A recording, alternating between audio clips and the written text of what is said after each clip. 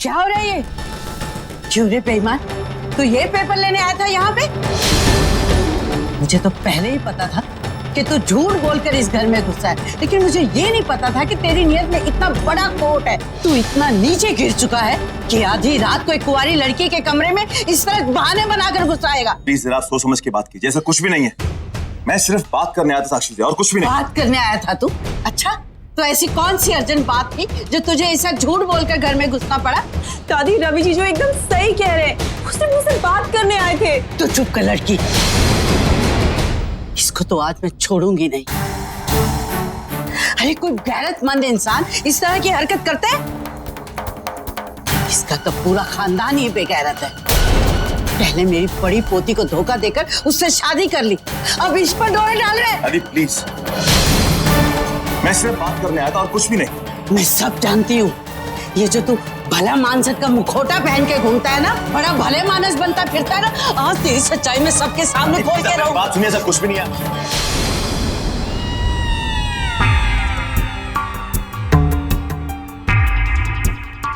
Game तो superb खेला है हमने, लेकिन पता नहीं रिजल्ट क्या होगा। इस वक्त रवि के साथ क्या हो रहा होगा? और वो stupid Emile, why isn't he answering my calls? दोबारा ट्राई करती हूँ।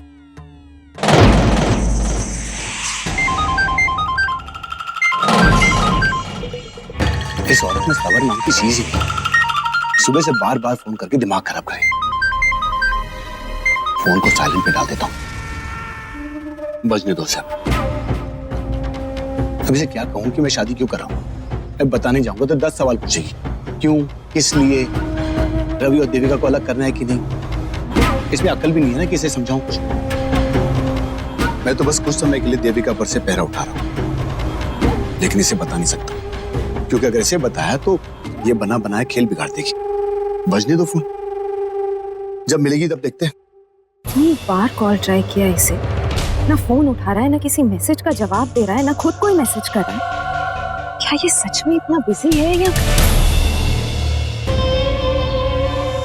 कहीं मुझे डबल क्रॉस तो नहीं कर रहा?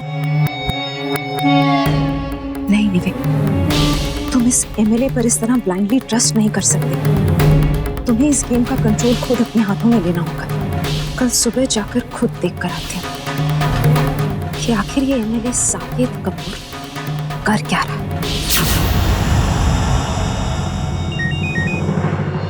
पल्लवी को फोन। हेलो पल्लवी, क्या हुआ? इतनी रात को कैसे फोन किया तुमने? दिया प्लीज जल्दी घर आ जाओ। पल्लवी हुआ क्या है? तो रो क्यों रही है? दिया प्लीज कोई सवाल मत पूछिए, प्लीज जल्दी आ जाओ। पल्लवी मैं इतनी रात को नहीं आ सकती हूँ। कैसे आऊंगी मैं अकेले? रवि भी घर पर नहीं है। वो तो छोड़ जाता मुझे। देख पल्लवी, मुझे बहुत टेंशन हो रही है, मुझे बता क्या हुआ है? रवि जी जो यहाँ आए हुए और दादी उन्हें बहुत भला बुरा सुना रही है, बहुत गलत बोले जा रही है। अब भी आना ही होगा प्लीज। रवि घर पर आया हुआ है। दी आप यहाँ आ जाओ तो सब अपने आप समझ में आ जाएगा। प्लीज जल्दी आ जाओ। मैं अभी आती हूँ वहां पर। रवि वहां पर क्या कर रहा है? और दादी उसको क्यों सुना रही है? हे अम्बे माँ, कुछ उल्टा सीधा ना हो गया वहां पर। मैं अभी जाकर देखती हूँ।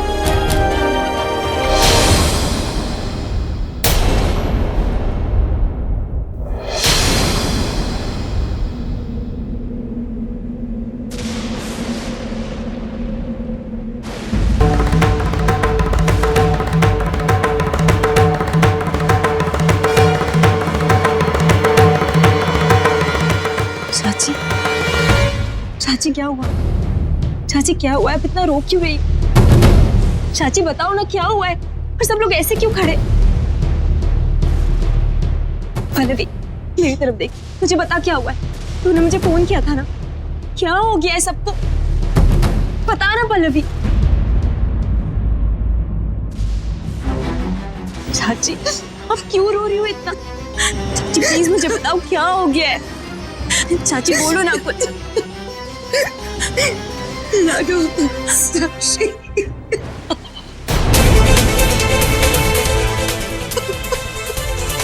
साक्षी क्या?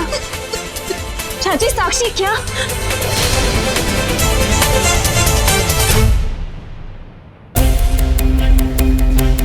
दादी जी बात को कहां से कहां ले गई।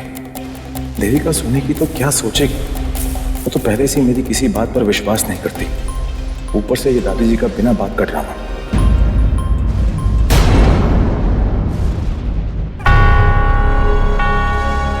साक्षी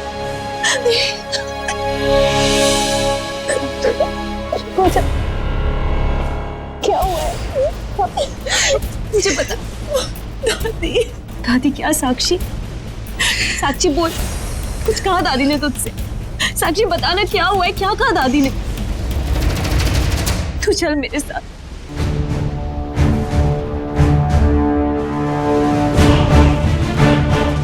कोई मुझे कुछ नहीं बता रहा है। दादी कम से कम आप तो बताइए कि क्या हो गया है। अब इस लफंगे पति से पूछ।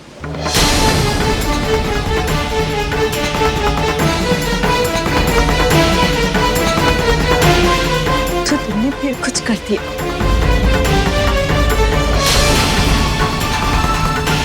और तुम इतनी रात को मेरे घर पे कर क्या रहे हो वहां?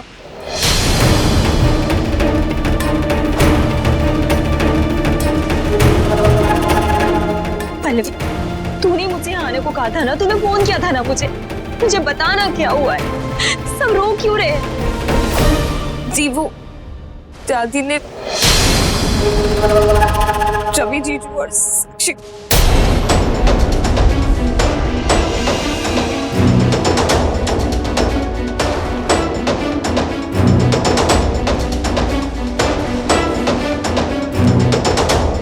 पहले भी बोल पूरी बात। चाची ये सब लोग आधी आधी बातें क्यों कर रहे हैं? आप ही कुछ बता दीजिए, ये सब क्या हो रहा है, सब क्यों रो रहे हैं? आप क्यों रो रही हो चाची? प्लीज मुझे कोई कुछ बताएगा।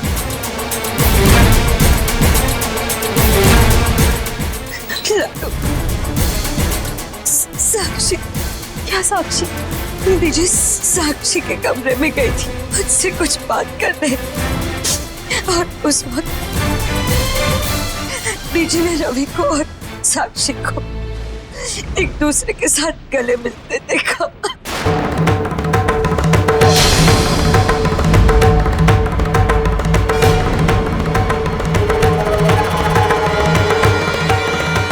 और वो भी तेरे कागज लेने के बहाने ये घर में घुसा और साक्षी के कमरे में चला गया, और उसके साथ ऐसी गिरी हुई हरकत की कि छे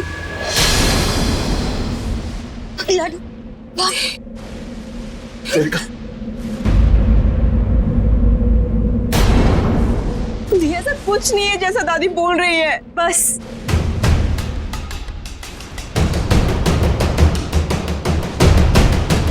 ये मैं रवि के मुंह से सुनना चाहती हूँ।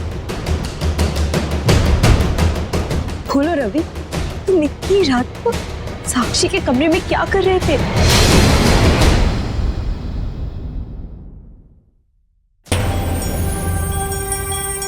लो बताओ। अभी तो देविका रवि को ढूंढ रही थी, परेशान हो रही थी, वो खुद ही गायब है। रवि का भी फोन नहीं लग रहा। देविका कोई फोन करते हो।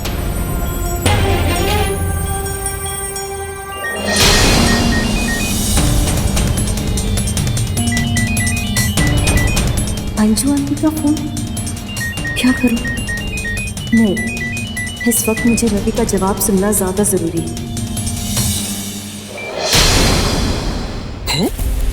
इस लड़की की इतनी हिम्मत कि मेरा फोन काटे।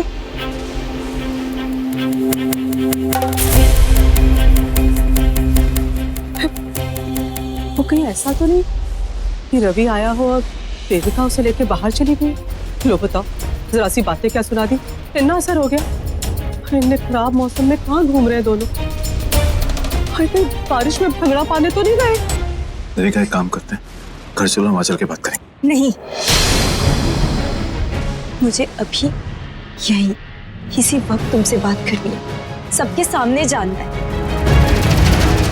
बताओ।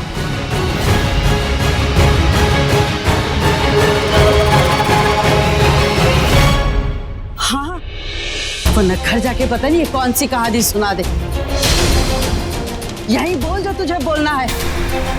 अरे जब करते हुए शर्म नहीं आई तो बता तो दे। कि साक्षी से मिलने के पीछे तेरी मंशा क्या थी? अरे बताता क्यों नहीं? अरे तेरी धोखे वाली शादी को अभी दिन ही कितने हुए हैं जो अपनी बीवी से तेरा मन उकता गया और तू अपनी साली पर डोरे डालने शुरू कर दी। तेरा भाई उसे मंडप में छोड़कर चला गया और अब तू आके उसे संभाल दे। देखा चुटकी, तेरे से शादी की धोखे से। अब साक्षी की हालत का नाजायज फायदा उठाने चला आया तेरा धोखेबाज पति। ये तुझसे भी छल कर रहा है और साक्षी से भी। दादी प्लीज प्लीज बस कीजिए, बहुत सारा बोल चुकी है। साक्षी मेरी छोटी बहन की तरह, मैं छोटी बहन की तरह उसे प्यार करता हूँ।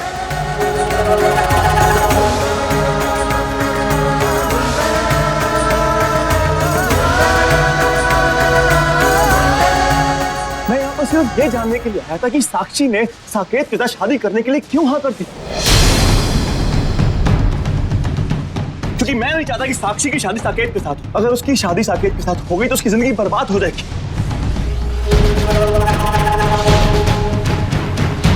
मैं सिर्फ उससे बात कर रहा था और कुछ भी नहीं, और दादी ने इतनी सी बात का इतना बड़ा बवाल कर दिया। यही सच मैं तेरे मुंह से सुनना चाहती थी कि तू साकेत जी के खिलाफ साक्षी को भड़काने आया था।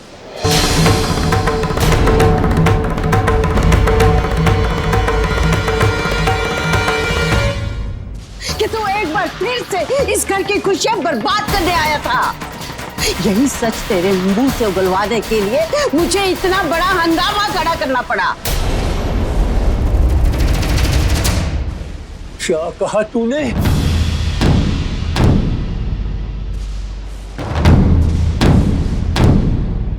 तूने जानबूझकर इतना बड़ा नाटक किया और हम सबको टेंशन दिया 100 लाख।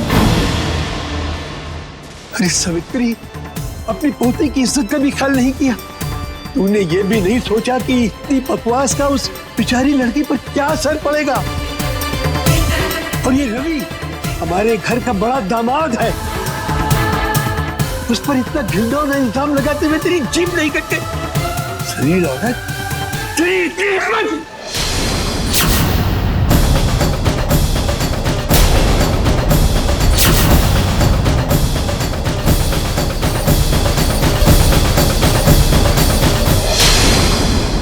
गलत नहीं किया है मैंने। मैं इसके यहाँ आने की वजह जानना चाहती थी। ये सीधे सीधे बताता नहीं, इसलिए ये तरीका अपनाना पड़ा। और ये धोखेबाज अपने मुंह से तो नहीं कहता ना कि ये इस घर की खुशियां छीनने आया था, इसलिए उंगली टेढ़ी करनी पड़ी। गले में फांस लगा तो निकल आया ना सच बाहर।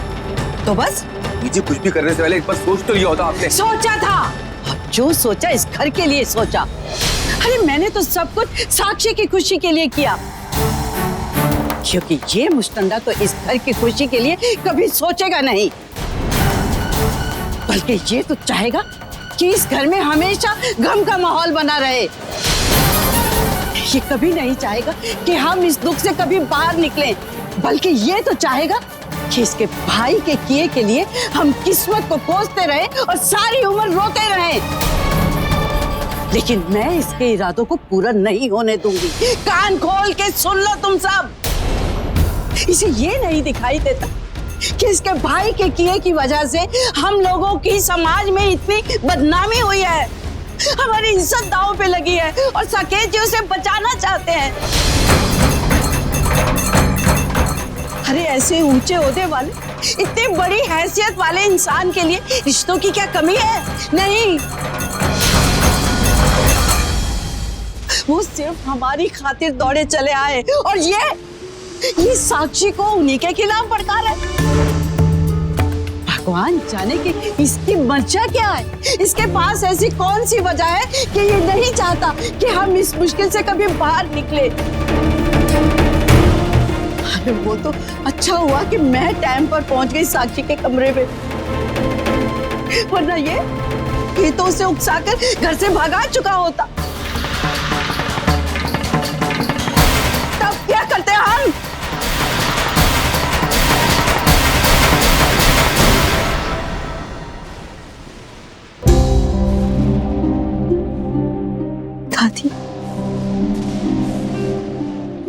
आपसे हाथ जोड़कर माफी मांगती हूँ।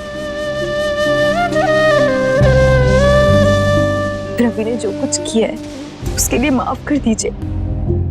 मुझे पता है हाँ जो कुछ हुआ नहीं होना चाहिए था। आप सब लोगों को बहुत तकलीफ हुई है, लेकिन आगे से ऐसा नहीं होगा। लेकिन मेरा विश्वास कीजिए दादी, अब मैं कुछ गलत नहीं होने दूंगी। लेकिन विक्रम, मेरी बात का यकीन करो, ऐसा कुछ मैंने गलत नहीं किया। ले जा अपने लफंगे पति को यहाँ से, समझा दे इसे कि अगर इस घर के लिए कुछ अच्छा नहीं सोच सकता तो कम से कम बुरा भी ना सोचे। मान जाए तो ठीक, वरना। दादी प्लीज, ऐसा कुछ भी नहीं है, ऐसा आप सोच रही है। चाची मेरी, देविका मेरी बात का यकीन करो, साक्षी खुश नहीं रह पाएगी। साक्षी,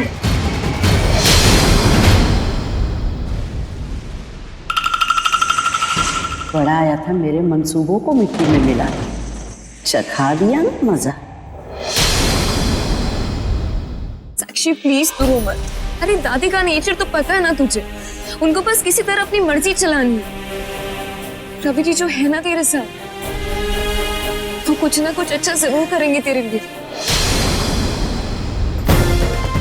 तो क्या मिला जीजू को मेरा साथ देख? दादी ने उन पर इतना गंदा इल्जाम लगाया। नहीं पल्लव, बस सारी जिंदगी ये सब देखने सुनने से बेहतर है सारा किस्सा एक ही बार खत्म कर दूं।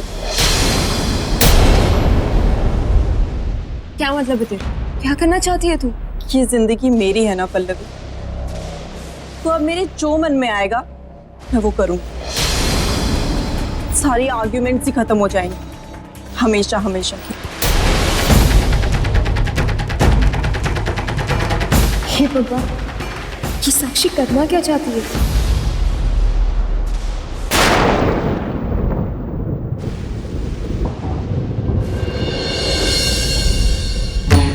वाह जी वाह, कहाँ थे भाई तुम दोनों? वो टाइम देखा क्या हुआ है?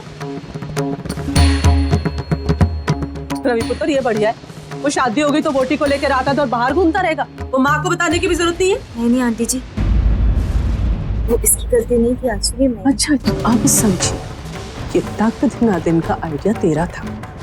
वो तुझसे कहा था पति को रिझाने के लिए, ताकि वो रात को घर से बाहर ना जाए। तो तू तो खुद ही रात भर गायब है उसे लेके। देविका रानी, शरीफों के तौर तरीके नहीं है ये।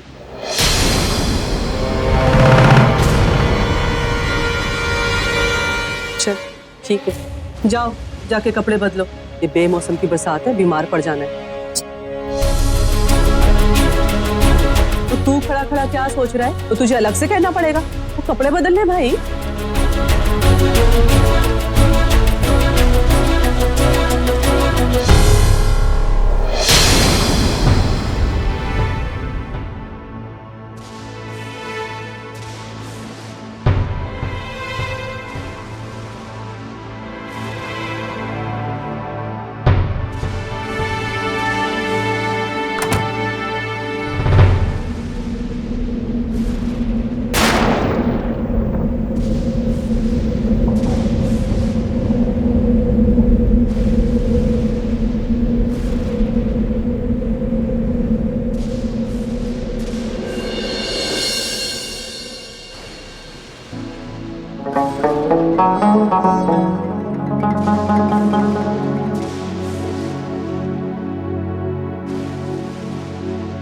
ये क्या है?